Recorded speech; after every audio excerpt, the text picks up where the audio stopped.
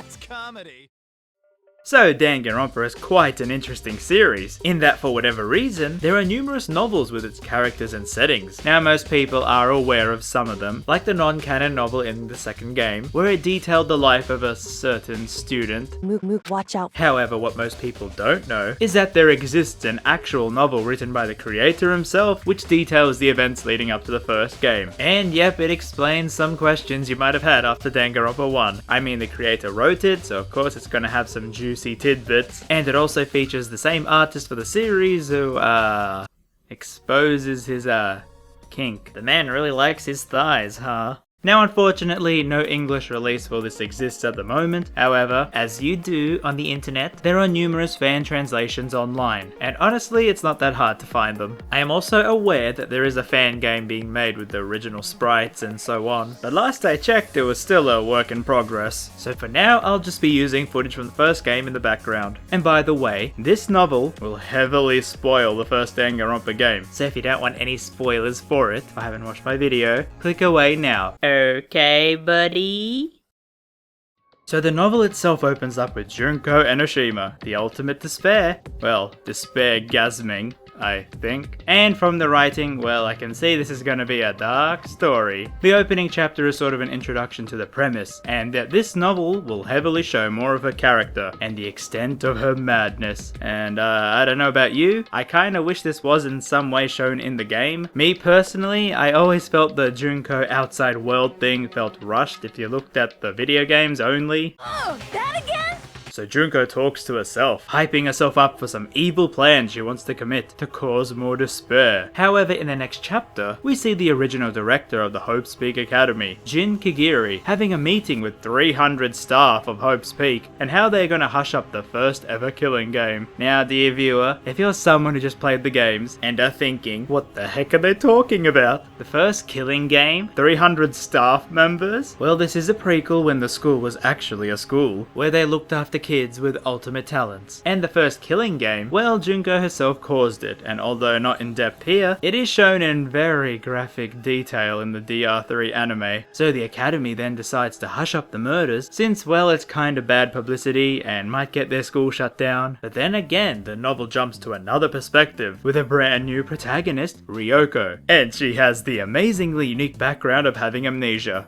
Well, okay, it's not that unique in this series. But she also has short-term memory loss, and she has to write things down in her diary to remember them. However, one thing that's already there in the diary is to talk to this dude, Matsuda. And he may help her understand her condition, because he's, well, the ultimate neurologist. Now, throughout the novel, we see things from her perspective, meeting new characters like this hungry boy, plus old ones like Junko and Kyoko. Also this thing, what the actual fuck? So then at this point, I am going to spoil what happens in this novel, if you don't want to read it yourself. But trust me, I do recommend it if you especially care about the lore of the series, and surprisingly, the opening chapters are not that hard to get into. For the most part, somehow Kodaka's writing feels so unlike the video game, for the most part. It feels like a popular young adult novel. Maybe it's due to the fan translation, but I was very surprised at how it went about detailing the story. It reminded me of the kind of books I like to read.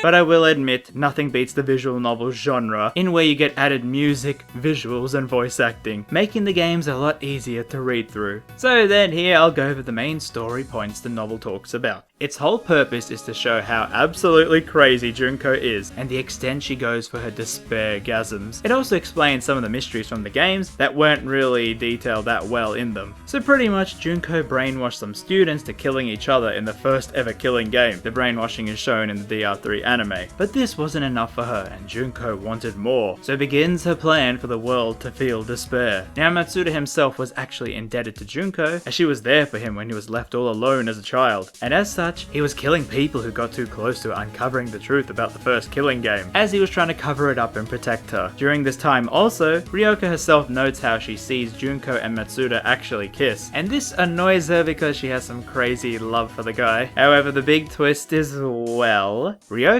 is actually Junko, who disguised herself with Matsuda's help as the ultimate neurologist to remove parts of her memory. That other Junko she saw kissing Matsuda was actually Mukuro in disguise, who was told to do so by Junko beforehand, and this was all so that she could stab Matsuda before telling him that she was the one who killed his mother, thus causing him to be in debt to her in the first place, meaning everything he did was for nothing and he dies. Junko then explains how she truly did love the dude, but the only way to plunge herself into more despair was to kill him in such a manner. But with this, she now learned how Matsuda took away her memories, and this technique is what she uses on the students in the first game. So yeah, the girl's crazy, and the whole point of Zero is to show that Junko learns how to take away people's memories. That's pretty much the general gist. Also, there's some Hope's Peak Academy headmaster shenanigans. I think it's nice of Kodaka to write something to further explain the details that might have been implausible in DR1. It kind of felt a bit unbelievable that she could just somehow erase their memories in the game. But yeah, this kind of thing would have been great to see in the actual Danganronpa 1 when they put it on the Vita, as the novel came out after the PSP release of the first game in Japan, but before the port. It could have even been a translated novel like If was in the second game. At least then more people would have read it and had their questions answered in this thing. Look, there is a lot of nuance and thought put into the series and how it builds the world just to give you the killing games, but I felt like it wasn't all thought out, or due to reasons they couldn't show everything in one video game, and instead had fans looking around for the answers. It actually reminds me of another Japanese creator.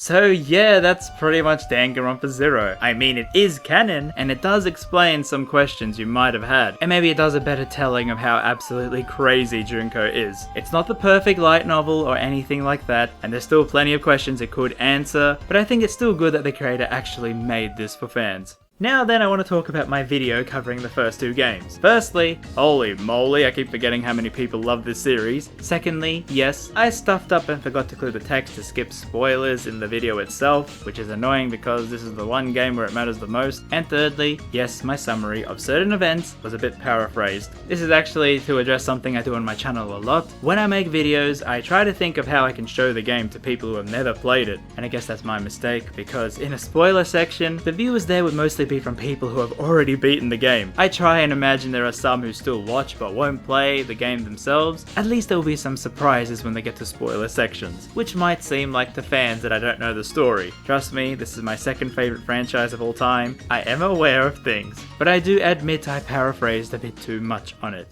So then, what's next after Danganronpa 0? Well, after DR2, they then made a spin-off action game that wasn't really a spin-off, featuring a crazy novelist and a girl with big antennas. So make sure you subscribe and all that for next time. It's Danganronpa Ultra Despair Girls. Trojan, Ramses, Magnum, Sheik!